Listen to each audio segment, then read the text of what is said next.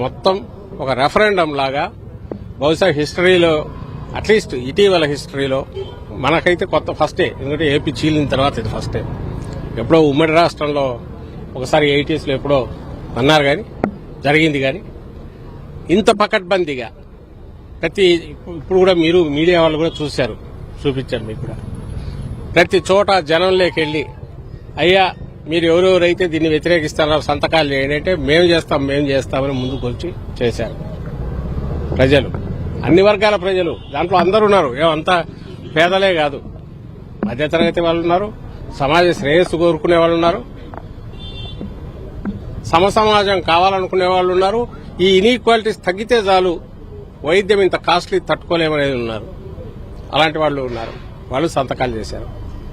అయినా ఈ రోజుకు చంద్రబాబు నాయుడు గారు ఏమంటున్నారంటే కొంచెం తగ్గి ఈరోజు నాకు ఆయన మాటల్లో కనపడింది ఒక ఎక్స్ప్లెనేషన్ లాగా ఏదో ఇవ్వబోతున్నాడు. అదేదో అంట పెద్దవి ప్రభుత్వం అనే ఉంటుందంట, చిన్న లెటర్లో ఎక్కడో ఉంటుందంట. అది నువ్వు పెట్టకపోయినా ఏముంది, మొత్తం వాళ్ళకి ఇచ్చినాక ల్యాండ్ ఇస్తే మొత్తం హాస్పిటల్ అన్ని ఇవ్వడంతో పాటు హాస్పిటల్ శాలరీస్ కొత్తగా 2 years పే చేస్తామంటున్నావు. నువ్వు ల్యాండ్ ఇచ్చి బిల్డింగులన్నీ నువ్వు ఇచ్చి 2 years శాలరీస్ పే చేసి నువ్వు ఎందుకు నడపలేవు నాకు అర్థం కావట్లా. అంటే ఇప్పుడు ప్రభుత్వం కర్నూలు కానీ తిరుపతిలో ఉన్నది కానీ వైజాగ్లో ఉన్నది కానీ ఎక్కడ ఉన్నాయి, ఇవన్నీ నడవట్లేదా?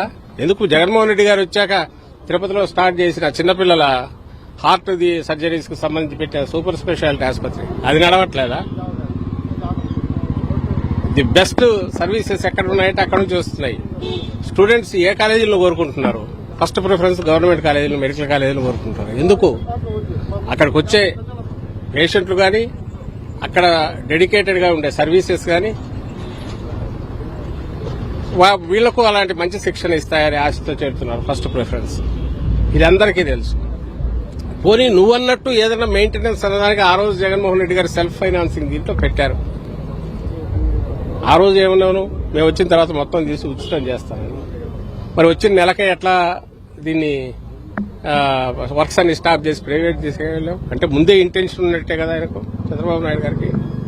తాను ఒరిజినల్ గా ప్రైవేటీకరణను అవసరం లేకపోయినా సరే సపోర్ట్ చేసి నెత్తిన పెట్టుకునే రాజకీయవాది లేదా అలాంటి ఆలోచనలు కలిగిన వ్యక్తి. అది అన్నిట్లో కనపడుతుంది మనకు. ఫస్ట్ లో ఎప్పుడో టూరిజమే బెస్ట్ ఈజం అనడం, సిద్ధాంతాలు ఏమి ఉండవు, ₹4 ఎట్ట సంపాదించాలనేది, ఇలాంటివన్నీ ఫస్ట్ నుంచి బయట. అప్పుడు క్రూడ్ గా వచ్చేది, ఇప్పుడు కొంచెం పాలిష్ గా కొత్తగా నేర్చుకుంటున్న పడికట్టు పదాలతో ఎక్స్ప్లెయిన్ చేయాలని చూస్తుంటాడు. పీపీపీ అని, P4 అని, P3 అని, ఇలా రకరకాల మాటల్లో. ఈరోజు దీన్ని ఇలా చేయబోతున్నాడు. మిగిలినవి నువ్వు చేస్తే అక్కడ స్కామ్, బిజినెస్ కు సంబంధించి నువ్వు ఏదో వెనక్కు ఎక్స్పెక్ట్ చేసి కిక్ బ్యాక్స్ కోసమో ఇంకొకటి చేస్తున్నావు అనుకోవచ్చు. ఇది ప్రజల ప్రాణాలకు సంబంధించింది. వైద్యం అనేది ప్రజల ప్రాణాలకు సంబంధించింది. దాంతో చెలగాటమాడుతున్నాడు. ఆల్రెడీ జగన్మోహన్ రెడ్డి గారు సక్సెస్ఫుల్ గా చేసి చూపింది ఉండగా దాన్ని కంటిన్యూ చేయాల్సింది పోయి దానికి బడ్జెట్లు కూడా అన్నీ ఉండగా ప్రజల ప్రాణాలతో చెలగాటమాడుతున్నాడు. మొత్తం ప్రైవేటీకరణ. ప్రభుత్వం దీంట్లో పెట్టిన కాలేజీల్లో సెల్ఫ్ ఫైనాన్సింగ్ అన్న దాని కమిట్మెంట్ తో కట్టుబాటుతో అంతే ఉంటారు తప్ప ప్రైవేట్ గా వాళ్ళకి అప్పచెప్తే అందరికీ తెలుసు. వాస్తవానికి తీసుకునేదానికి రికార్డులు లేకుండా మళ్లీ ఫీజులు వసూలు చేయడం అందరికీ తెలిసిందే. దాన్ని అందరూ చేస్తున్నారు, దాన్ని బలవుతున్నారు జనం కూడా, ఏమనలేరు. అదే ప్రభుత్వంలో అయితే కుదరదు.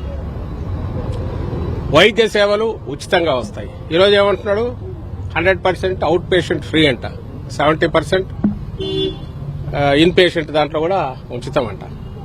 అసలు ఎవరికి చెప్తున్నావు ఇవి? నువ్వు కొత్తవి కడుతుంటే ఇగో నేను పెట్టి పీపీపీ మీద ఇస్తున్నా, దీంట్లో ఇట్లుంటుంది, మొత్తం ఇవ్వలేను కాబట్టి ఈ మేరకు తీసుకొస్తున్నా అని చెప్తే ఏదో కొంతమంది అన్నా ఈయన ఏదో ప్రయత్నం చేస్తున్నాడు అనుకుంటాను.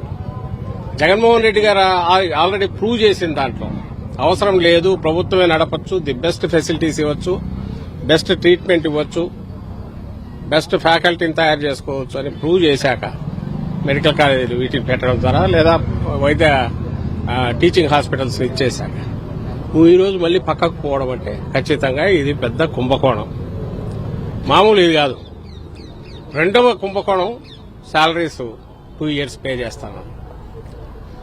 అసలు నువ్వు నడపడానికి నువ్వు వదిలేయడం కాకుండా ఎదురిచ్చి ఒక పక్క డబ్బులు లేవంటున్నావు,